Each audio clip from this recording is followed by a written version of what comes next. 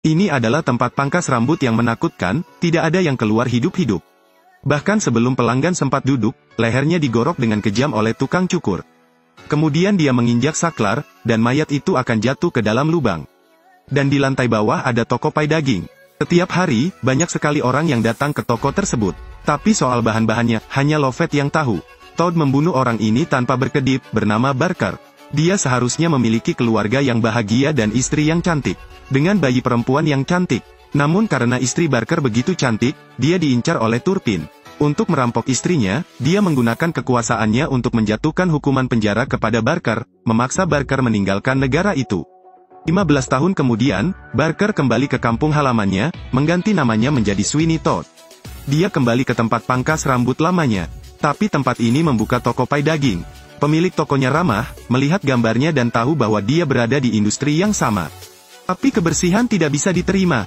Dia menggulung semuanya dengan tepung. Todd menggigitnya lagi dan hampir membuat dirinya terbang ke surga. Penjaga toko mengenali Todd. Dia menceritakan, tahun setelah Todd pergi ke pengasingan, Turpin mengambil istrinya. Tapi dia bunuh diri dengan meminum racun. Turpin juga mengadopsi dan memenjarakan putri Todd. Sang induk semang membuka palka dan mengeluarkan peralatan lama Todd. Dia mendapatkannya kembali. Todd berpikir untuk membalas dendam pada hakim dengan pisau cukur di tangannya. Pertama-tama, dia harus membiarkan hakim menemukan dirinya sendiri.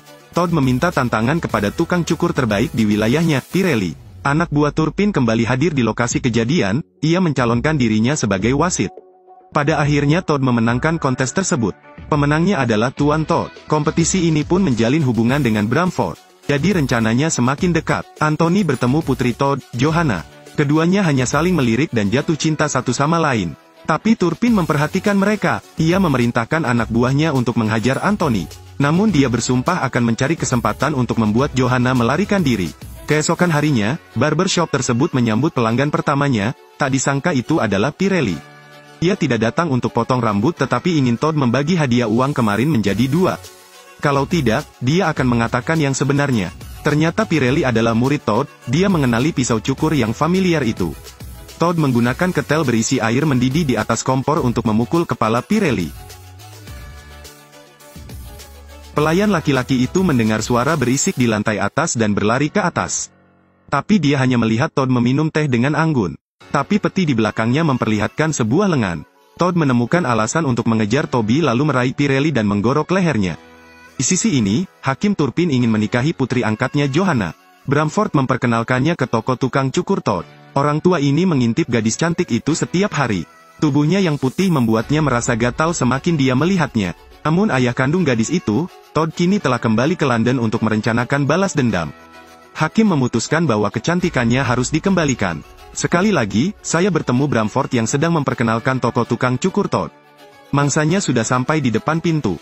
Kebahagiaan datang begitu cepat, Todd menyembunyikan kebahagiaan batinnya. Hakim Turpin berbaring dengan patuh di kursi. Anthony bergegas masuk ke dalam rumah lagi dan berteriak keras bahwa dia akan kabur bersama Johanna. Hakim Turpin bergegas kembali untuk melindungi putri angkatnya. Ia mengetahui bahwa Todd dan Anthony berada dalam kelompok yang sama dan bersumpah bahwa dia tidak akan pernah datang ke toko ini lagi. Todd dengan marah mengusir Anthony dari rumah. Namun masalah yang mendesak saat ini adalah bagaimana menangani bodi Pirelli. Saat ini, nyonya rumah memikirkan cara. Harga daging semakin hari semakin meningkat, banyak toko yang menggunakan daging mati kucing untuk membuat kue, sehingga sangat sulit untuk ditelan. Jika ingin rasa yang enak harus menggunakan daging segar asli, dan daging Pirelli segar dan gratis. Duanya berencana untuk bekerja sama. Todd siang dan malam merenovasi kursi malas. Sejak saat itu, selama pelanggan masuk ke toko, Todd memotong lehernya. Kemudian dia akan menginjak saklar, tubuh itu akan hilang secara otomatis. Bisnis roti sedang berkembang pesat. Tak satu pun tamu yang memperhatikan kepulan asap hitam yang berbau amis menyengat. Seorang wanita pengemis merasa tidak biasa dan ingin mengungkap rahasia toko roti tersebut. Tapi tidak ada yang percaya kata-kata pengemis. Di sisi ini, setelah hakim mengetahui keinginan Anthony untuk melarikan diri, dia mengurungnya di rumah sakit jiwa. Anthony tidak punya pilihan selain meminta bantuan Todd. Todd punya rencana bagus. Semua wig berasal dari rumah sakit jiwa. Agar Anthony bisa berpura-pura menjadi pedagang rambut dan menyelamatkan Johanna. Dan Todd menulis surat keluhan untuk dibawa Toby ke Turpins. Menulis bahwa Johanna ada di tempat pangkas rambut. Dengan begitu dia berhasil memikat hakim ke dalam gua. Namun Toby segera mengetahui bahwa tempat pangkas rambut tersebut bermasalah, pelanggan hanya masuk, tidak keluar. Toby menceritakan kisah ini kepada Lovett, dan menyarankan dia untuk pergi. Tetapi anak laki-laki itu tidak mengetahui bahwa keduanya berada dalam kelompok yang sama. Lovett takut dengan wahyu tersebut, jadi dia membujuk Toby ke ruang bawah tanah dan menceritakan semuanya kepada Todd. Saat mereka hendak menyerang, Bramford kembali mengetuk pintunya. Ternyata dia mendapat kabar bahwa toko roti itu selalu mengeluarkan asap hitam, maka dia pergi untuk memeriksanya. Todd, melihat ini, buru-buru memainkan tipu muslihat dengan menipu Bramford ke tempat pangkas rambut di lantai atas. Toby menggigit kuenya dan tiba-tiba memakan sesuatu. Saat dikeluarkannya ternyata itu adalah ujung jari manusia. Baru pada saat itulah anak laki-laki itu menyadari kebenarannya. Tapi sebelum Toby sempat bereaksi, tubuh di atas terjatuh, membuatnya takut setengah mati. Todd dan Lovett turun ke ruang bawah tanah untuk bersiap membunuh. Tetapi tidak dapat menemukan Toby. Tony menyelamatkan Johanna, lalu menyembunyikannya di tempat pangkas rambut, sambil mencari Todd sendiri. Langkah kaki terdengar di luar, dan Johanna bersembunyi di dalam koper. Penyusupnya adalah bibi pengemis. Todd berbalik, wanita pengemis itu melihat Todd dan takjub. Sepertinya kita saling kenal. Di lantai bawah terdengar suara Turpin lagi. Todd memotong leher wanita itu. Dia menginjak saklar tepat ketika Turpin menerobos pintu. Todd bilang dia menemukan Johanna. Tapi saya ingin memberinya kepala yang indah. Mendengar hal tersebut, Hakim dengan santai duduk di kursi. Todd segera mengungkapkan identitas aslinya. Sebelum Hakim sempat bereaksi, sebilah pisau dikalungkan di lehernya, masing-masing pisau terus-menerus ditebas. Johanna menyaksikan semuanya tapi malah membuat keributan. Tapi Todd tidak pernah mengenali putrinya. Saat dia hendak menyerang, dia mendengar Lovett berteriak agar dia bisa menghentikan kesalahannya.